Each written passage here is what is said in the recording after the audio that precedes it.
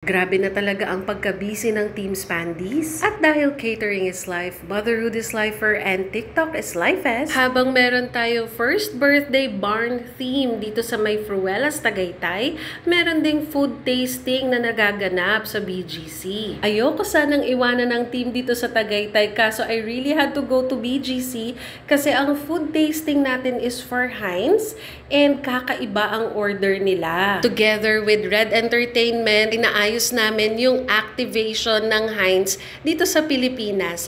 And umorder sila sa amin ng 1,300 pieces na sliders, 1,300 pieces na French fries, at 1,300 pieces din na juice na kami ang magtitimpla pero gagamit ng ketchup ni Heinz at yung mga sauce na pinatitimpla nila sa akin. Very challenging yung request nila, pero habang nasa meeting ako, ang utak ko ay nasa Tagaytay. Kamusta na nga ba ang team at ano ba ang nangyayari sa kanila? I was praying so hard na even if wala po ako sa event, ay sana masaya at maging satisfied si client sa service, sa food at sa setup. Tapos dasal din ako ng dasal kasi kinakabahan ako kung papasa ba tong mga pulang maliliit na burger na dala ko. Kasi yun yung request nila. Tapos, habang nasa meeting kami, medyo nagugulat na ako kasi parang sabi ko, hindi na yata ito yung normal na umorder lang sila ng sliders, fries, at nagpatimpla ng sauce at saka drink.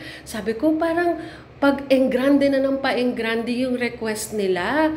Ngayon naman, ilalagay daw kami sa food truck, tapos iaabot daw namin yung food, tapos meron siyang program, tapos may parang recipe share, head count, basta ang dami ng activity na it was really going to take me out of my comfort zone. So I was really nervous and intimidated. Important talaga nagsasabi ka ng totoo sa kliyente kung ano ba ang totoong kapasidad nyo. Kasi ayun na nga, nilay down ko yung cards namin at sinabi ko na ito lang yung kaya namin. Akala ko nga hindi na namin makuklose yung deal, pero oh my gosh, napagkatiwalaan nila kami, kaya Part 2 for the next upload, mga Kamari Chef. Ayun lang, pauwi na kami. Bye-bye!